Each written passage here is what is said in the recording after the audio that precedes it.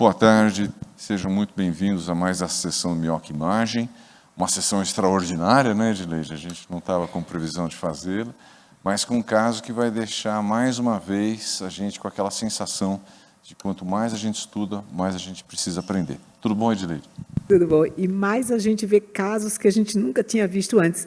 Eu digo, nossa, com tanto tempo de formada, eu nunca fiz um diagnóstico desse, né? E agora vocês vão ver o caso diferente que a gente trouxe hoje para vocês. Temos hoje para apresentar o nosso caso a doutora Fabiana, que vai apresentar o caso inicialmente, é nossa R1 do setor, e as considerações finais serão da doutora Isabela. Hoje teremos uma convidada no auditório, que é a doutora Dandara, que vai fazer algumas avaliações do caso que vamos apresentar. Do meu lado está aqui o nosso, já da diretoria, doutor Paulo Salvador, da tomografia e ressonância, que vai falar sobre o exame do nosso paciente, e o doutor Paulo Medeiros, convidado ultra especial, que a gente falou que já ele entra na diretoria, que o critério para entrar na diretoria são 3 reuniões seguidas, né? A doutora Carol, acho que já preencheu esse critério, falta uma ainda, né, doutora Carol? Está aí, né, participando conosco. Então, vamos chegou o doutor nosso Tito, ultrassonográfico nosso ecocardiografista de plantão, que é o doutor Tito, da diretoria também. Vamos, então, começar o caso, por favor. Tito já é sócio fundador, né? É sócio fundador, exatamente. Doutora Fabiana, por favor. Uma boa tarde a todos, prazer, igual a doutora Edileide falou, meu nome é Fabiana, eu sou residente do primeiro ano de cardiologia aqui de Pazanese. Bom, eu vou começar o meu caso. Se trata de um paciente do sexo masculino, AFS, ele tem 63 anos de idade. De antecedentes, o paciente ele é natural de São Paulo mesmo, ele tem uma miocardiopatia chagásica, ele tinha uma epidemiologia e uma sorologia positiva para Chagas.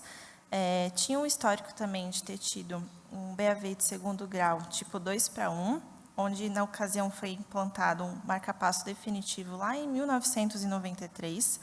Tinha também o histórico de adenocarcinoma de reto, tratado já, submetido à cirurgia em 2021, e já tinha uma colonoscopia de controle de 2022 sem alterações. Também apresentava uma tomografia de abdômen com achados sugestivos de carcinomatose peritoneal e uma hepatopatia crônica que acompanhava com gastroenterologista do Hospital Servidor Municipal. Era um Child B na classificação. Deixa eu te perguntar uma coisa. Tinha estadiamento desse tumor de reto quando ele operou? A gente não encontrou em prontuário, doutor, essa informação. E, Paulo, bem-vindo. 93 para 2023, mudou muito o que era indicação, o que não era, a indicação de marca-passo nas diretrizes, mudou muito nesses 20 anos? Não, 30 anos. Bom, bom dia, boa tarde a todos, né? Obrigado pela oportunidade e pelo o convite de participar num caso diretamente ligado ao setor de marca-passo. E ontem a doutora Edileide me mostrou o prontuário desse paciente, e em 1993, quer dizer, a gente sabia, esse paciente tinha um Wenckebach, que não é muito comum em chagásico, como primeiro, o chagásico começa com bloqueio de ramo direito, antero superior esquerdo, mas ele teve já uma alteração a nível do nó átrio ventricular. PR aumentava, uma P bloqueada, PR mais curto que o anterior.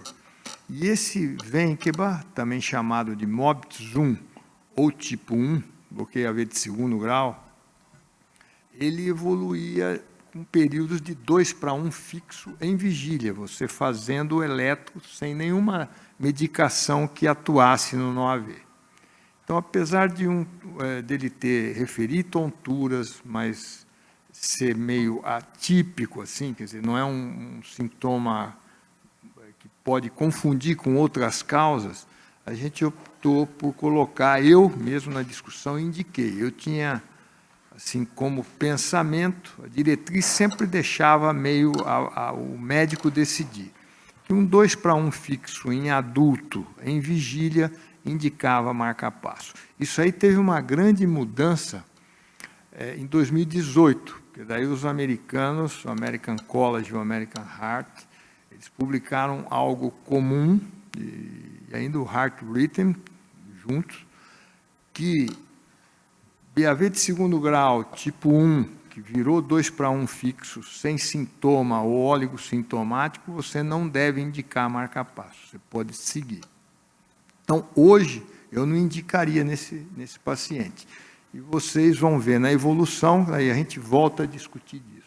Mas, então, eu mesmo falei para a Edileide, quando ela leu meu nome, quer dizer, hoje eu não teria indicado. E talvez fui um pouco precipitado na época, por ver um 2:1 fixo. Acho que, na verdade, a medicina vai evoluindo muito, né? E, como você falou, diretrizes recentes. E é muito interessante que, nessa reunião, a gente costuma trazer casos que têm longas histórias e observar como, ao longo do tempo, a gente foi mudando de conhecimento, mudando a forma que a gente vê as doenças, né? Perfeito. Edileide, chagásico com tumor de reto. Pois é.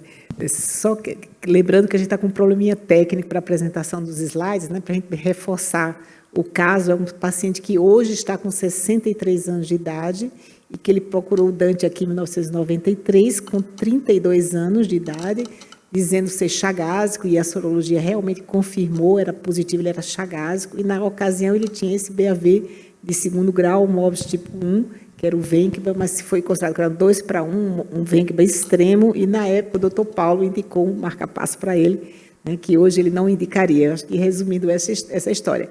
Ao longo do tempo, ele foi feito esse diagnóstico de um tumor de reto, que fez uma operou, fez uma colonoscopia que mostrou que estava tudo normal, não tinha nenhum problema. Mas aí ele começou a desenvolver uma ascite, né, que depois Mas vai ver o que deixa eu te aconteceu. perguntar, a gente, quando fala em Chagas, a gente lembra muito dos megas, né? Megacolon. Isso aumenta a prevalência de tumor ou não? Não Foi que uma eu coisa saiba, casual nesse né? paciente? Esse paciente não era o que a gente esperava, e ele nem tem diagnóstico de megacolo chagásico, na verdade, né? Tá, Então, nem megaesôfago, nem só tem a forma cardíaca mesmo, expressa por distúrbio de condução, porque até então a gente via um ecocardiograma normal, só esse distúrbio de condução do NOAV com esse Wenkman extremo, que por isso foi indicado o marca-passo aos 32 anos de idade, né? Agora está com 63. Ok? Nosso problema de slide foi resolvido ou não? Acho que está quase.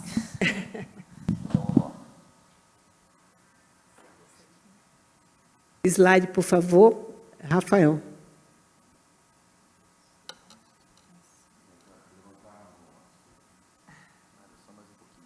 Mais um pouquinho ainda. Então, continua a história, o que aconteceu. Então, ele apareceu com essa história desse tumor de reto, né? Foi de reto, né? Acho que agora... Não, aí só então complementando, quer dizer, a Edileide já resumiu, quer dizer, talvez vocês vão ver com o desenrolar que hoje em dia acho que ele não precisa marcar passo. Mas quando a gente tem essa dúvida da indicação hoje, o que é feito? É um teste ergométrico.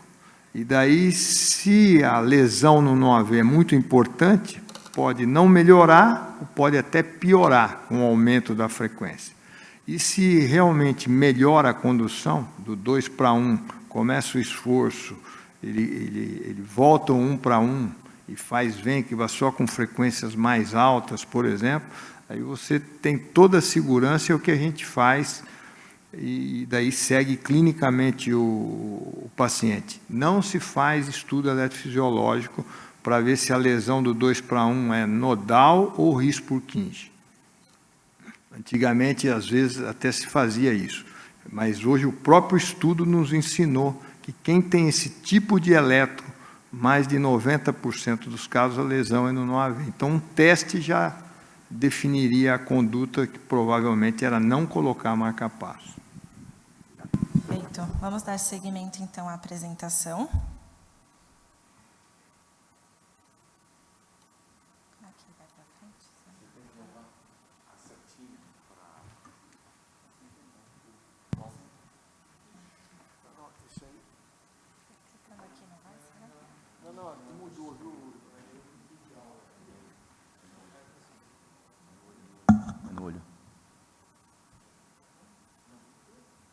Não estamos conseguindo passar os slides, Rafael.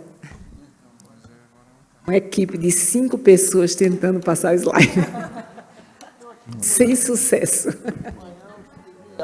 Agora sim.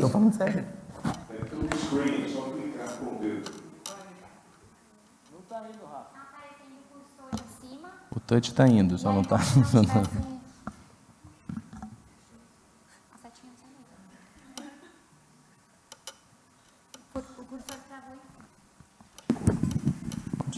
O cursor não está sumindo lá, Rafael.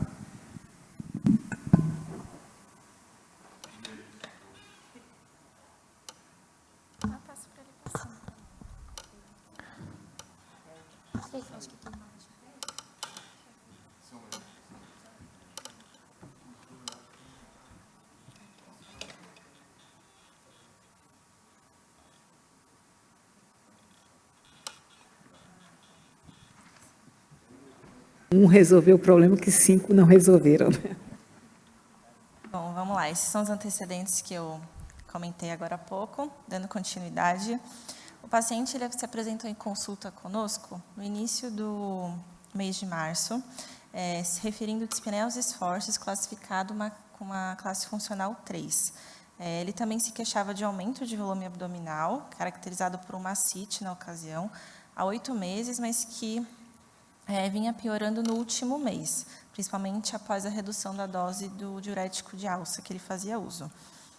O paciente também relatava várias internações por conta dessa ascite, sendo necessário realizar diversas paracenteses de alívio, e também relatou uma perda progressiva de peso de aproximadamente 10 quilos. O paciente fazia uso contínuo de carvedilol 25 mg 2 vezes ao dia, furosemida 1 comprimido ao dia, espironolactona 25 mg ao dia e hidralazina 25 2 vezes. Ao exame físico, o paciente estava taquicárdico, normotenso, tinha um aspecto de desnutrição grave, apresentava também uma turgência jugular patológica, que eu vou explicar mais para frente o porquê. Apresentava também pletória facial e cianose labial. Não apresentava nenhuma alteração, tirando, é claro, a ascite volumosa que ele apresentava e vinha se queixando há bastante tempo. De exames laboratoriais, o paciente ele tinha um hemograma, a princípio, normal, tinha uma disfunção renal, ele tinha uma creatinina basal de aproximadamente 0,9, 1, apresentou-se com uma creatina de 1,5, mas sem distúrbio hidroeletrolítico associado. Tinha sorologias para hepatite, todas negativas, na verdade, hepatite B e hepatite C. E na investigação abdominal, tinha uma gama GT aumentada, que chamava atenção, de 275, mas TGO, TGP e bilirrubinas normais. O que chamava atenção também, ele tinha um BNP lá de 2022, no final do ano, de 62, e uma albumina de 2,7. Esse foi o eletrocardiograma do paciente. Gostaria de chamar o Dr. Paulo para comentar, por favor. Falando aqui, né? Então, aí o que a gente vê é um eletrocardiograma que tem uma espícula só, né? É uma espícula ventricular, e tem uma dissociação AV. A gente vê que as ondas P's, elas passeiam. Então, é um marcapasso ventricular com estimulação ventricular única, né? Está vendo lá no D2, tem uma P longe da espícula, depois a segunda espícula tem a P próxima, depois a outra está dentro, então está dissociado, é um marcapasso ventricular com comando ventricular. Perfeito. Nós tínhamos também o raio-x do paciente. Gostaria que vocês, por enquanto, desconsiderassem esses cabos de marca-passo, mas o que eu queria mostrar era uma área cardíaca, né, totalmente normal, e um parênquima pulmonar também sem sinais de congestão ou alguma outra afecção que pudesse justificar no contexto o quadro geral do paciente, no momento. Não, mas aí acho que vale uma grande reflexão, inclusive para todos os residentes, quer dizer, por isso quando a gente indica um marca-passo, o benefício tem que ser literalmente maior que o malefício.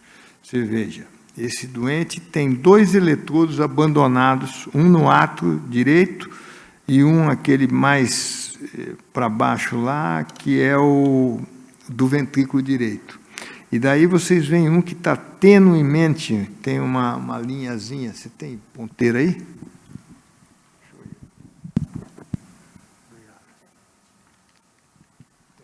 tem uma linha... Tem uma linha aqui, ó, bem tênue, não sei se está dando para ver aqui no ecrã grande, no pequeno dá para ver, mas a ponta dele que entrou por femoral. E vocês vão ver que é um paciente que provavelmente a gente vai rever, mas a gente tem quase certeza nesse último marca-passo que ele não precisou do marca-passo. Então, precisa tomar cuidado com a indicação. A gente vai explicar depois por que ele tem esses eletrodos abandonados aí, porque a gente está apresentando para vocês como a gente viu o paciente de trás, depois a gente vai, agora e vai depois mostrar o porquê que isso tudo aconteceu, né? Então, a gente está olhando agora o paciente na fotografia de hoje, né, 2023. Eu vou aproveitar e fazer um comentário da nossa área, que para ressonância isso é uma coisa que a pessoa tem que saber. Porque, vamos dizer que ele implantou o outro e fosse compatível, eletrodo e gerador compatíveis com ressonância, mas esses eletrodos não são, então o paciente não pode fazer ressonância. Sempre é importante lembrar. Frente. O paciente foi submetido também a uma telemetria no setor de marca-passo. Por favor, Paulo, comente. Aí, esse gráfico, essas barras pretas, é que alguém, assim, sempre tem algum professor pardal altamente especializado, colocaram aquele modo VVT lá, mode. Aquilo lá é o marca-passo que deflagra quando tem ventrículo do paciente. Porque por que programaram isso? Como o eletrodo que veio pela femoral é unipolar, então tem maior risco de interferência externa. Mas o que mostra o gráfico? Mostra que o marca-passo estimulou em todas aquelas frequências, que na realidade é a frequência intrínseca do paciente. Senão ele só estaria o gráfico em 60, quando está com a frequência mínima. Então, mostrando que o paciente não precisaria da estimulação.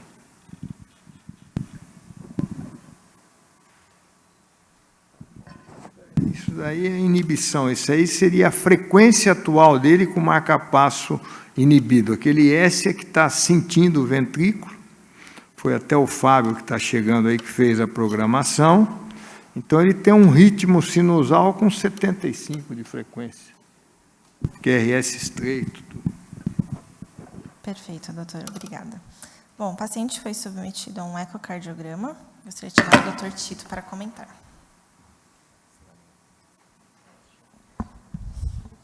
Lembrando que o paciente tinha um BNP baixo, né? Tinha uma área cardíaca pequenininha e tinha uma insuficiência cardíaca grave, internado por ascite em várias ocasiões, né? Fazendo paracentese. E estava com o diagnóstico de carcinomatose abdominal nessa fase? Ainda nessa fase, a gente vai mostrar a evolução então, dele, mas fez uma tomografia de abdômen e essa tomografia foi sugestiva de uma carcinomatose peritoneal, né? Tinha esse antecedente de uma neoplasia de colo, e mais uma coluna posterior normal, mas com essa história de uma tomo de abdômen sugestiva de carcinomatose peritoneal. E esse eco foi feito na vigência desse diagnóstico? Esse eco foi de hoje, amanhã. Fez hoje de manhã. 10h20 da manhã.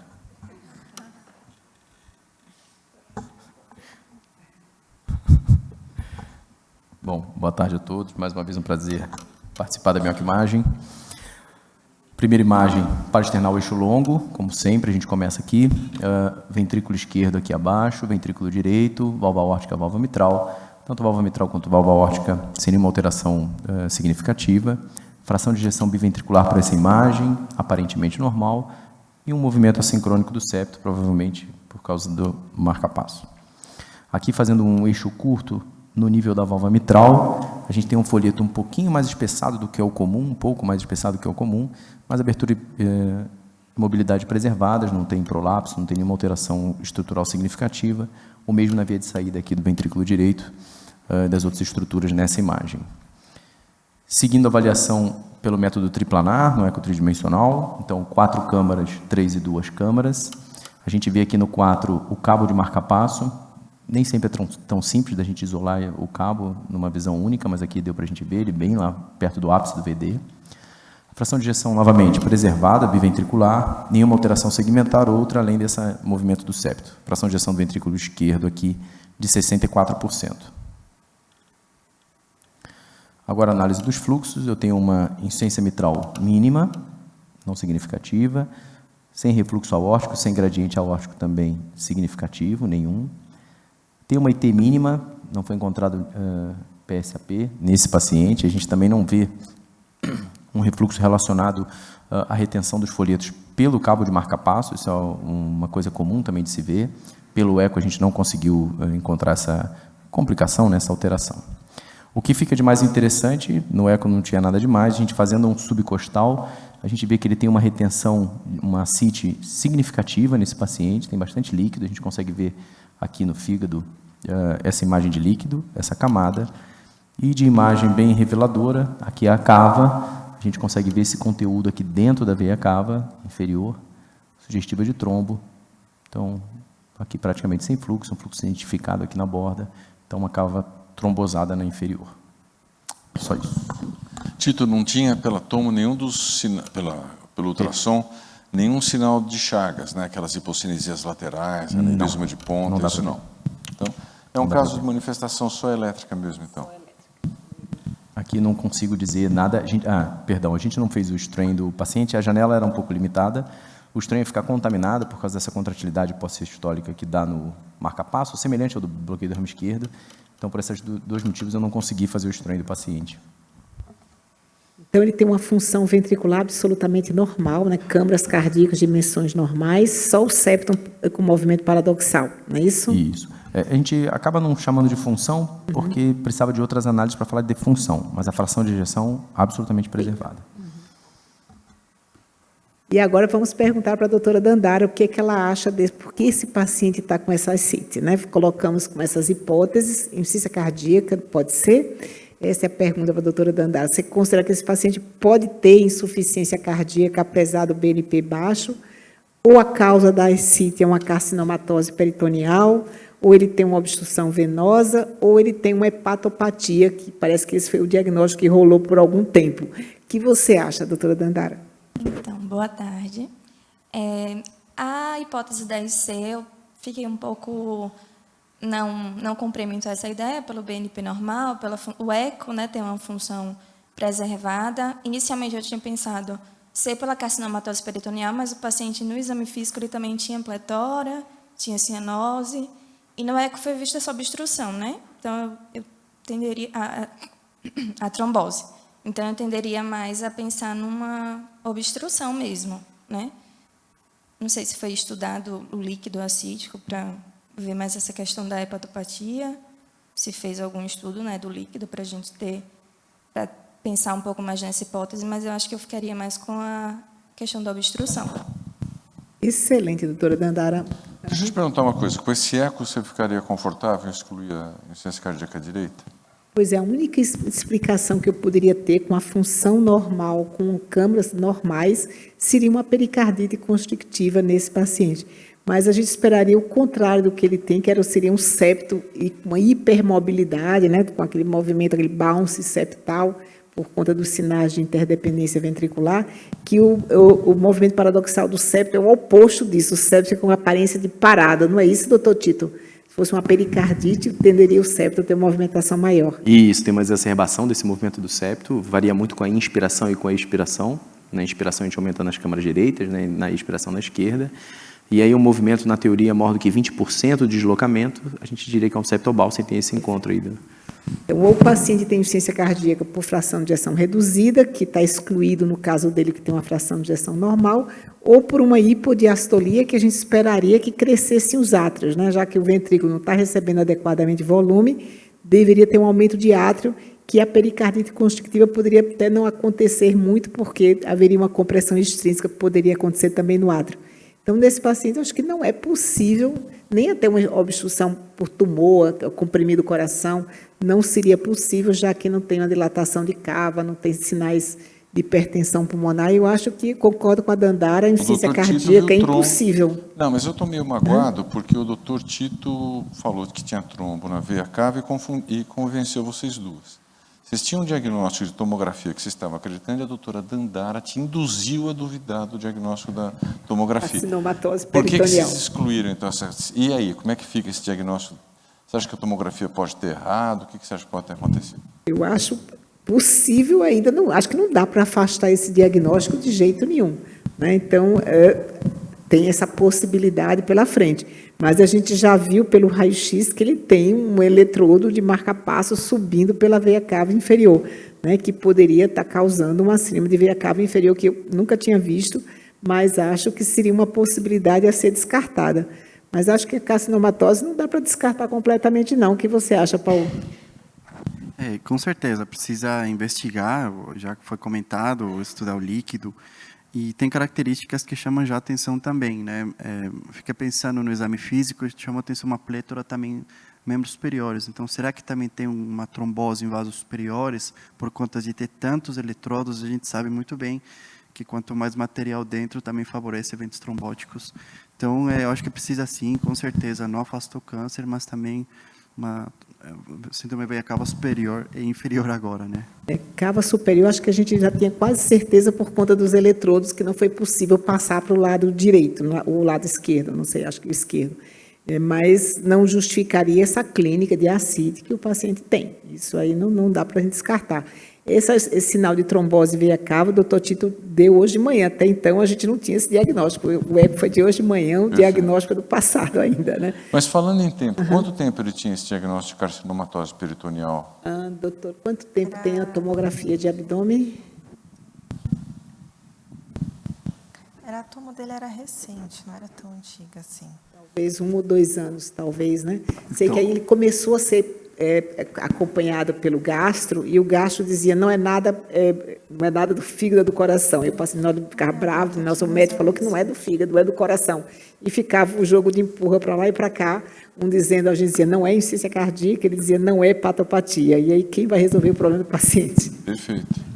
Mas você sabe, esse paciente tocou o marca-passo em novembro do ano passado? Foi o ano passado, né? E daí, quando ele, no dia da cirurgia, me falaram que ia tocar um paciente, um marca-passo abdominal com carcinomatose. E, na época, já tinha essa questão se a gente iria tocar. Quer dizer, porque talvez não precisasse. E eu acho que daí, se tivesse a carcinomatose, você estaria infringindo só um sofrimento da estresse cirúrgico, e se ele não precisava. Esse é um excelente comentário, Paulo, que eu estava pensando exatamente isso, que a evolução clínica dele não está muito batendo com essa história de carcinomatose, né? Já tem 2 anos, não fez tratamento para isso, não teve piora nenhuma, não é exatamente assim que a gente vê a evolução desse tipo de coisa, né? Porque não Mas teve ele um tinha tratamento perda de específico. peso, né, progressiva, uma ascite refratária, que não tinha insuficiência cardíaca que justificasse essa ascite toda. Então, ele não tinha uma ascite inexplicada até então, é o que a gente sabia. Talvez, até então, que a gente não tinha nenhum outro sinal, a gente pensasse como principal hipótese alguma coisa hepática e carcinomatose como principais diagnósticos. Então, a gente ficou com esse jogo de empurra-empurra aqui, né, doutora Fabiana? Insuficiência cardíaca versus patologia. E o médico de fígado ficava dizendo, o problema não é meu, é do cardiologista. E a gente dizia, não é nosso. Ficava um empurrando para o outro, sem diagnóstico esse paciente. Exatamente.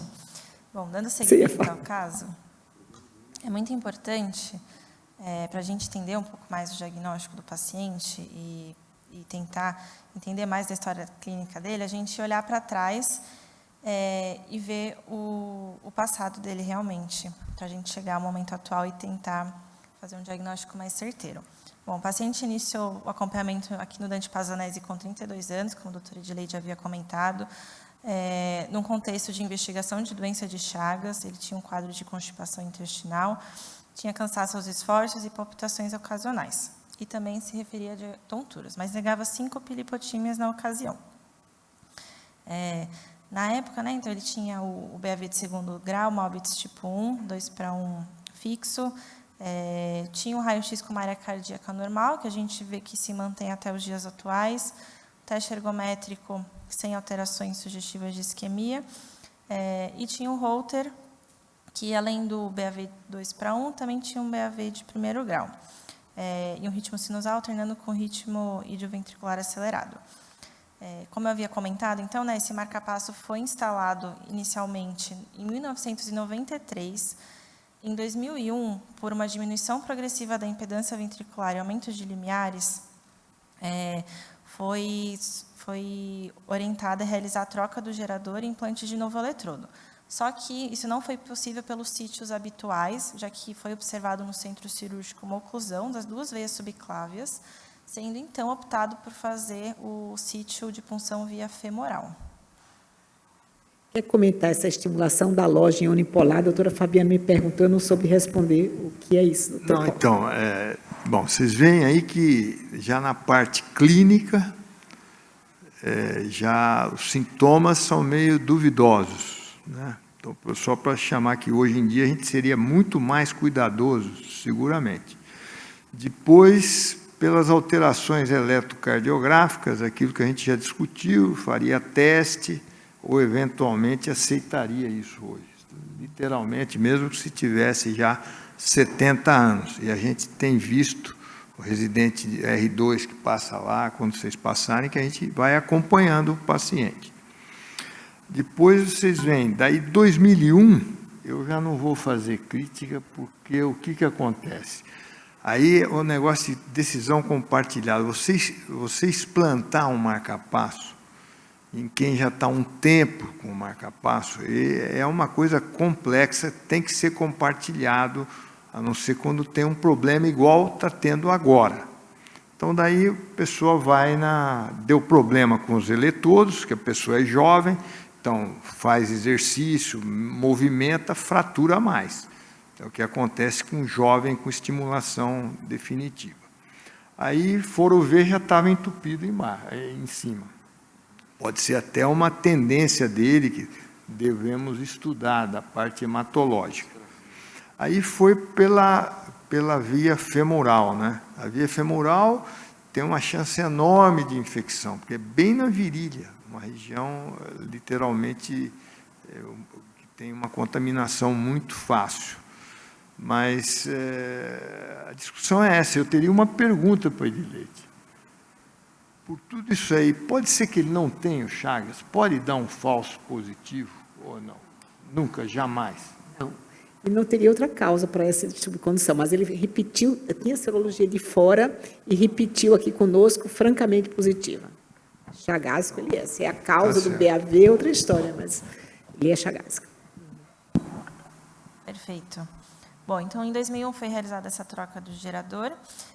Quase 11 anos depois, foi realizada uma nova troca por desgaste. E agora, em março, foi realizada a troca do gerador da fossa ilíaca direita e foi mantido o eletrodo antigo.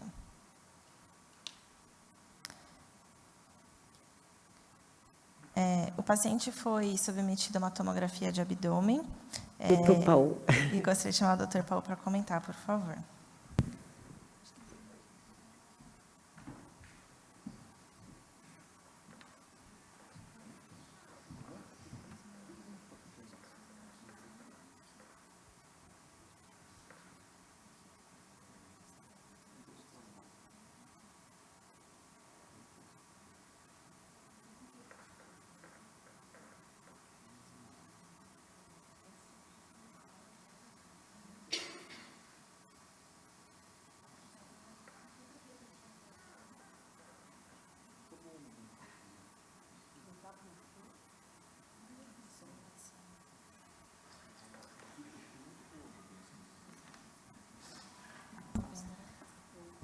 Rafael, as imagens da tomografia não estão aparecendo.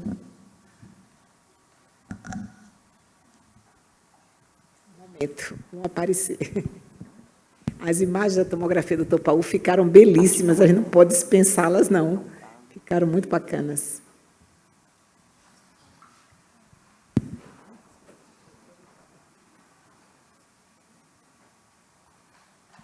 Você não tem uma caneta aí, Paulo, que você possa ir desenhando? Acho que eu vou ficar devendo. Bom, começando aqui, obrigado pelo convite. É certamente um caso desafiador, como todos. Aqui a gente fez uma tomografia de abdômen inferior, tá? Estamos fugindo um pouquinho longe do coração, mas já pegou a base inferior do coração, vocês já perceberam um aumento de circulação bem atipicamente, né? A gente não costuma ver isso. Embora seja um tempo arterial, vocês veem que ainda tem um contraste retido venoso, tá? Eu vou ir com mais devagar aqui, mas só para vocês verem até essa ascite significativa que já se não tinha observado previamente, tá? Mostrando aqui na seta, aqui o cabo do eletrodo de marca-passo, em cabo inferior, indo aqui pela venosa, e aqui o dispositivo já. Essa é uma aquisição mais tardia, com um tempo mais venoso. Observamos lá em cima também os eletrodos. Veja como a atenuação venosa chama um pouquinho mais atenção, é menos arterial, acaba de perdendo força, e aqui a gente percebe como o enchimento é preservado na porção superior, mas aqui na veia cava inferior já tem falhas de enchimento muito sugestivas de trombose, tá? A gente avança aqui, demonstrando novamente a presença do o cabo do eletrodo, né, via femoral, e a ascite significativa. Aqui, indo já com mais calma, só detalhe para vocês o seguinte, a tomografia não é nada mais do que a gente pegar o tempo, tirar uma foto da dinâmica de fluxo, dinâmica da chegada do contraste no nosso corpo. Então, a gente escolhe o tempo ponderando o que foi solicitado, se mais ponderado para ver uma questão arterial ou venosa, ou portal também. Nessa primeira imagem, é um tempo arterial. Então, estranhamente, chama atenção aqui várias redes venosas que não era para ter. Então, o acesso escolhido foi um acesso, um membro superior, não tem como saber se foi direito ou esquerdo, mas anormalmente, embora já tenha tempo arterial, ainda tem contraste chegando venoso. Então, isso que chama atenção, muito sugestivo de que essa oclusão vascular superior acabou justamente sendo indicação de colocar um acesso venoso. Então, pela tomografia, essa é a imagem. A gente não costuma ver o sistema hemiácigos preenchido, não costuma ver todo esse retorno venoso quando a gente já tem um tempo arterial. Então, vejam quanto demora esse contraste para chegar, né? Agora já é um tempo mais venoso, vejam como a cavidade, obviamente, já lavou o contraste, mas ainda retém aqui, então ainda vem chegando. Então vejam vocês a dificuldade para preencher as cavidades nesse paciente. Aqui uma imagem mais animada, aqui só para um cine, vejam como tem que ser analisada com muito carinho, muita calma, as imagens arteriais. Sempre preciso de uma imagem venosa para observar justamente locais que têm um retorno mais tardio de eliminação de contraste, como na imagem arterial chama a atenção que tem uma falha de enchimento, mas quando a gente vai na fase venosa, essa imagem some. Vou mostrar aqui com mais detalhe. Vejam aqui na cava inferior, como parece tudo preto, mas na verdade acabou lavando. O trombo se encontra um pouquinho mais lá embaixo, que eu vou mostrar nas imagens seguintes. E aqui, vou mostrar a repercussão que logicamente já vai demonstrando sua oclusão vascular. Vejam aqui um derrame pleural moderado, direita, laminar discreto, esquerda, essa rede venosa no coração, uma ascite significativa, tá? E aqui, vejam vocês como esse enchimento venoso da cava inferior tem um limite, ele não segue esse caminho, embora o sangue, a gente saiba que vai um retorno venoso, não tem esse preenchimento de contraste. Aqui nessa imagem de cine, acompanhando a veia cava inferior, veja como tem alterações de enchimento focais na topografia da veia cava inferior. Então, isso já é muito sugestivo, que ele relato já é previamente no ecocardiograma, mas pela tomografia também essas falhas de enchimento muito significativas na veia cava inferior. Aqui é uma imagem com ponderação da luz, então uma imagem limpada que a gente fala, onde a gente pondera tudo que tem contraste, tudo que tem uma atenuação maior.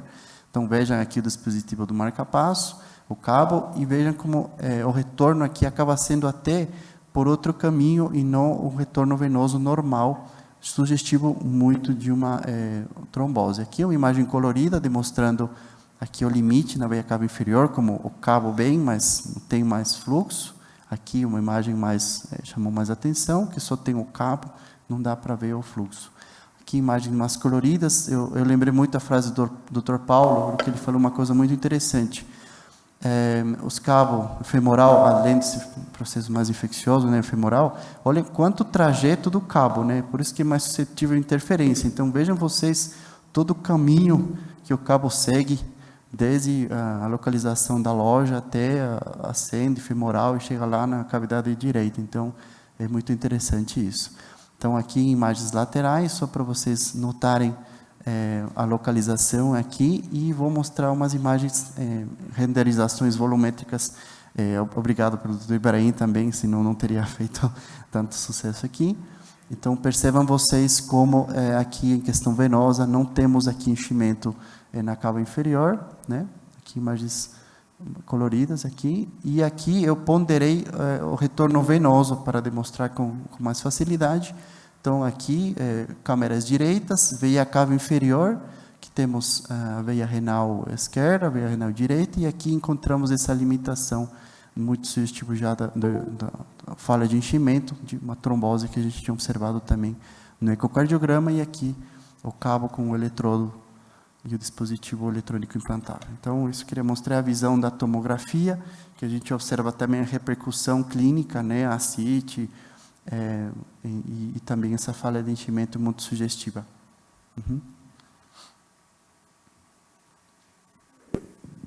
Lindas imagens, Paulo. Nossa, realmente ficaram muito bonitas e fecharam o diagnóstico, né? E o abdômen parece que só tem líquido mesmo, né, Paulo? Não parecia ter nenhum implante sólido, nada que lembrasse o diagnóstico anterior, né? Sim, justamente na varredura, a gente observou esse fígado não parecia que tem uma patologia primária mesmo, senão também estava aumentado de tamanho e tudo, mas chama a atenção que não era um fígado de carcinomatose que a gente costuma observar, né? Doutora Dandara, eu falei para você errar o diagnóstico, não para acertar, né? Pois é, mas parece que ela acertou, né? de frente. Quer fazer algum comentário, Dandara? Eu achei realmente o caso muito interessante. A gente pensa muito mais, né, na síndrome da veia cava superior. Eu nunca tinha visto essa obstrução da veia cava inferior. Então, realmente, desde 2001, então, o paciente vinha fazendo ascite por esse cabo femoral, né? No caso, por essa obstrução, por essa trombose do cabo implantado femoral. Realmente é um caso muito interessante. Doutora Alex... Eu acho que o que mais chamou a atenção também no início do caso foi essa descrição de pletora facial, né? Acho que o que guia mais para não ser totalmente respondido nem pela insuficiência cardíaca, nem por um quadro hepático típico também num paciente cirrótico. A pletora facial, acho que foi pela obstrução superior, da veia cava superior, né? E que, inclusive, nos atrapalhava no diagnóstico de IC, porque ela fazia um pouco de estágio jugular também, né? Então, fazia essa o Paulo confusão. tinha chamado a atenção disso também, né? Ela deve ter uma discrasia sanguínea, alguma coisa, porque já tinha oclusão das duas subclavas quando se tentou o acesso por elas no passado, né? E agora é isso, então, seguramente, uma vez eu vi, Paulo, um caso de síndrome de obstrução da veia cava superior, não foi aqui no Dante, foi em outro lugar que eu trabalhei por muitos anos, por excesso de eletrodos. O indivíduo tinha 12 eletrodos de marca-passo na veia cava superior. Então, de fato, aí era uma obstrução mecânica, não sobrava espaço para ter retorno venoso. Mas com um, assim, acontece, mas não é comum, né? A gente observar um eletrodo na cava provocar uma trombose dessa maneira, é comum? É isso aí que você falou, quer dizer, é raro. Ele teve dos dois lados que foi tentado passar à esquerda e não passou, quer dizer, ele deve talvez ter alguma hipercoabilidade maior, né? Agora, eu queria só parabenizar a doutora Edileide, né? Porque isso era um caso que fazer um meia-culpa no nosso setor, porque é um caso do marca-passo, que está aí demonstrado, né? E não passou pela cabeça de ninguém de fazer esse diagnóstico. A Edileide fez magistralmente. Na verdade, foi o doutor Paulo que fez o diagnóstico, não fui eu, não. Vocês são todos brilhantes na minha Temos opinião. alguém da vascular aqui, o doutor Alex está conosco, não estou conseguindo enxergar, ele ficou de vir, não, né? Ninguém da vascular? Eu tenho uma... Porque isso que eu comentei com a Edileide, só antes de passar para você aqui, estava aquela história se era do cardiologista ou do gastro, na verdade não é nenhum dos dois, é do angiologista com o hematologista para resolver o problema. O paciente já estava ficando irritado, eu fiz, ninguém faz meu diagnóstico, coitado, né? Não joga. Aí encontrou o Paulo. Aí encontrou o doutor Paulo que fez o Ibrahim, diagnóstico. a gente diretamente, o caso é nosso, quer dizer, nós vamos discutir com... foi discutido em off com a vascular, eles acham que para faz anticoagulação não precisa tirar o cabo.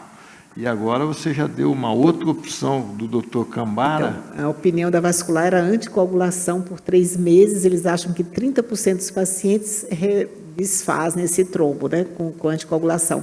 Mas hoje de manhã conversamos com o Dr. Cambara, que infelizmente não pôde comparecer, mas ele acha que há possibilidade, pela obstrução ser bem localizada, de um stent resolver o problema. Ele fez, o ideal era tirar o fio, não sei se vai ser possível, depois o Paulo nos comenta aqui, mas não sendo, mesmo assim, é possível colocar o stent em cima do fio. Ele vai fazer uma venografia inicialmente, né, pela perna, de membros inferiores e de membros superiores também, até para ilustrar mais o caso. É claro que não vai tratar a obstrução superior, que pode ser que tenha sido um encavo. Eu até imaginei, Paulo, por não ter sido conseguido fazer nada na veia subclávia, que tivesse uma obstrução de cava superior também, né? E aí, por isso, não se conseguiu passar o fio, um novo fio. E aí ele vai tentar passar, isso vai ser um procedimento amanhã à tarde, vai passar e tentar fazer essa angioplastia dessa obstrução da cava inferior. Tem muita colateral torácica mesmo, de repente pode ter. Tem muita colateral torácica mesmo, de repente pode ter. Tito está querendo falar, eu não estou deixando. É um caso mais antigo, né? Já tem algum tempo. Hoje em dia tem algumas novas tecnologias em relação ao marca-passo.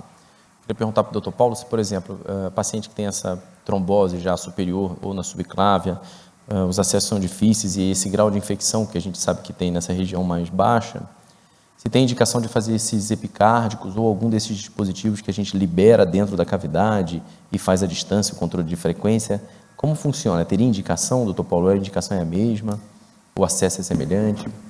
Não, então, assim, hoje em dia, quer dizer, a gente, quando aconteceu isso com o eletrodo, e se tem a trombose, você poderia, antes de abandonar o eletrodo, com o extrator, aqui a gente não tem o laser, mas tem o extrator mecânico, com grande chance de, eventualmente, conseguir extrair e daí passar um novo eletrodo.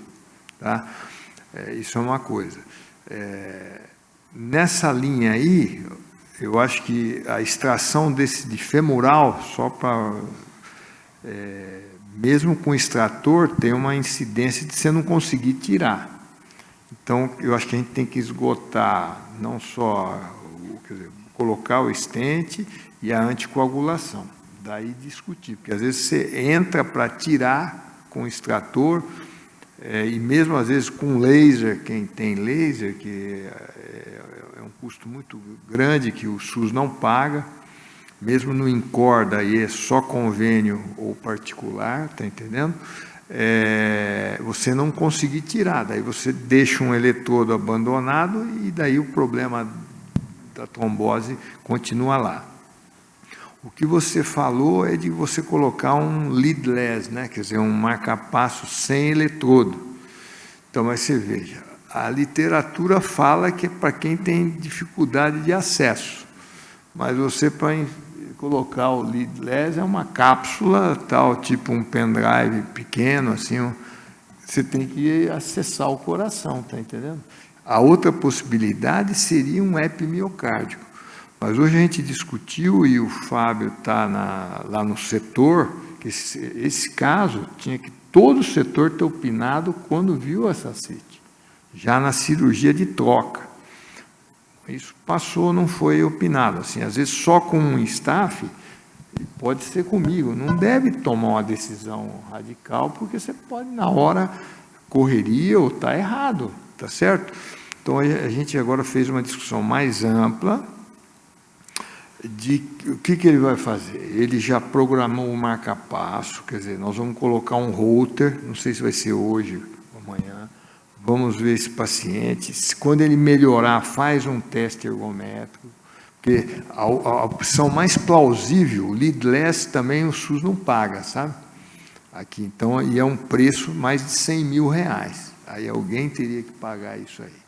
Ele é muito promissor, já tem até leadless que você coloca no VD, ele pela onda do sangue atrial, ele detecta a onda P e fica sincrônica a P sinusal, mas a opção plausível aqui seria epimiocárdico. O anum doente que nós estamos questionando a indicação de marca-passo dele até hoje.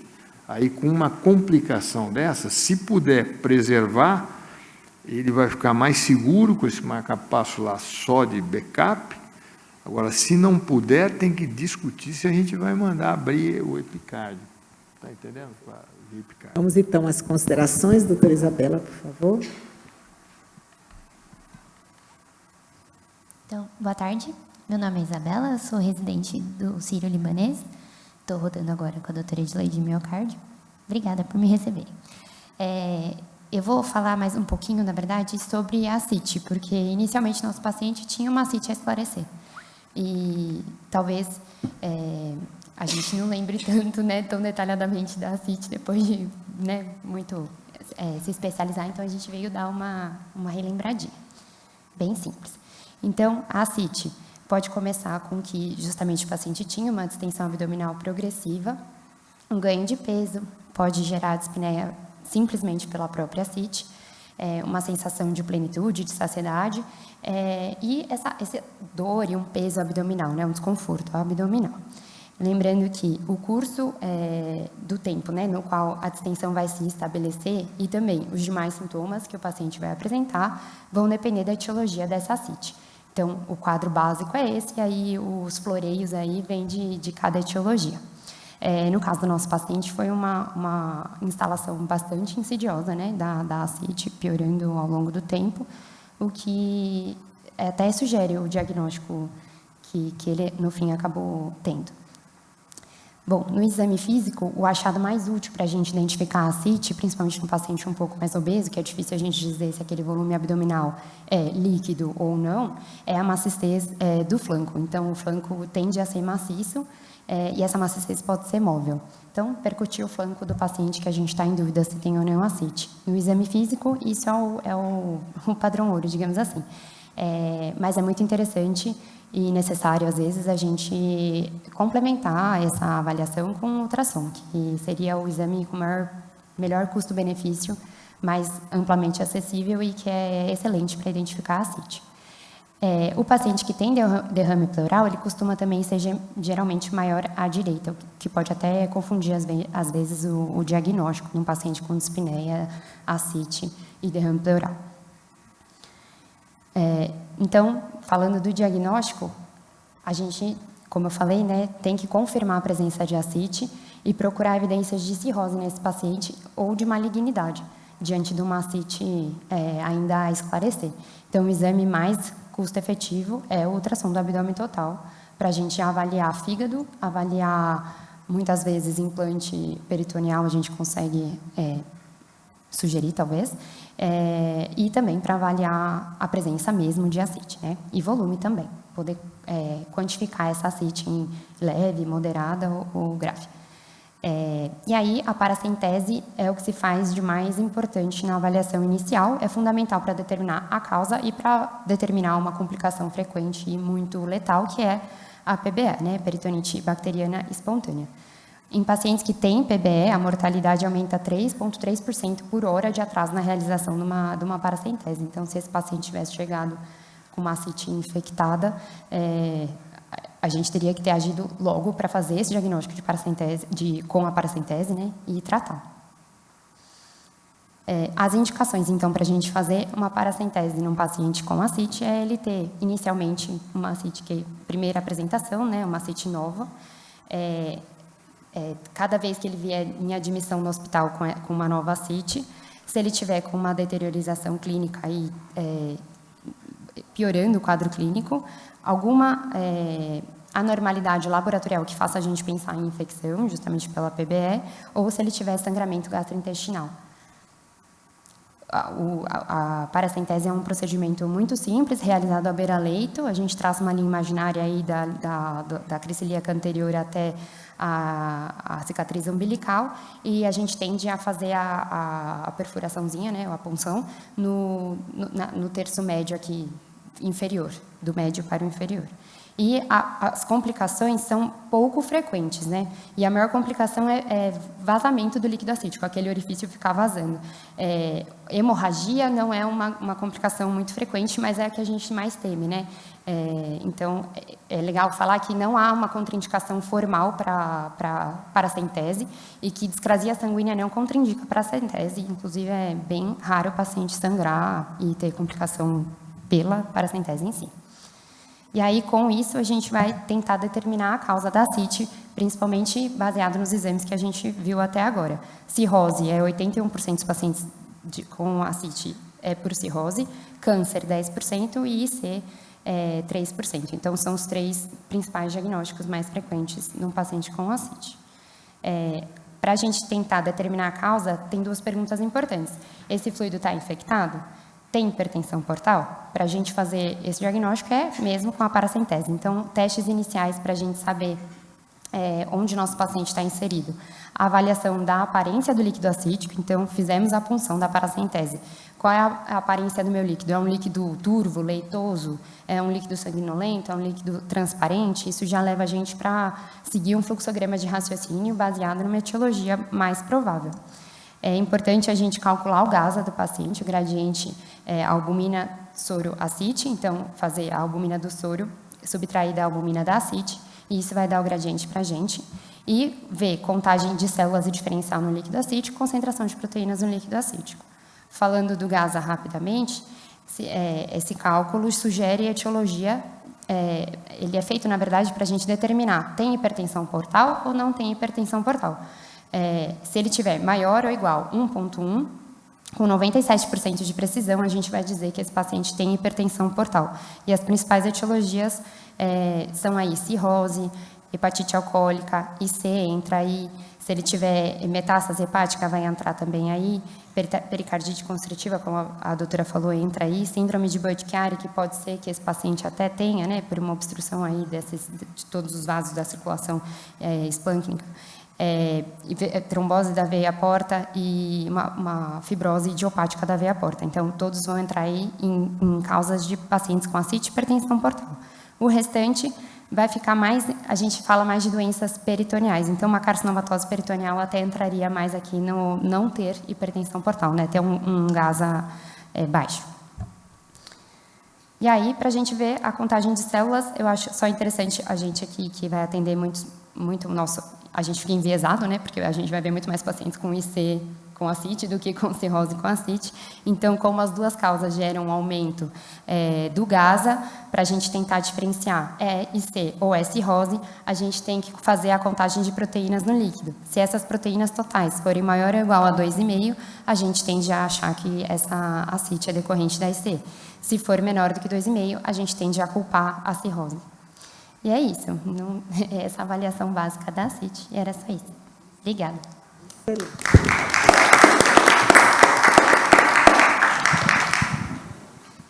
Muito bom. Eu acho interessante que é mais um caso que vem na linha da gente questionar as coisas, né? Então, não aceitem o diagnóstico que está escrito no laudo, mas vão atrás, senão a gente podia estar conduzindo esse caso como carcinomatose, né?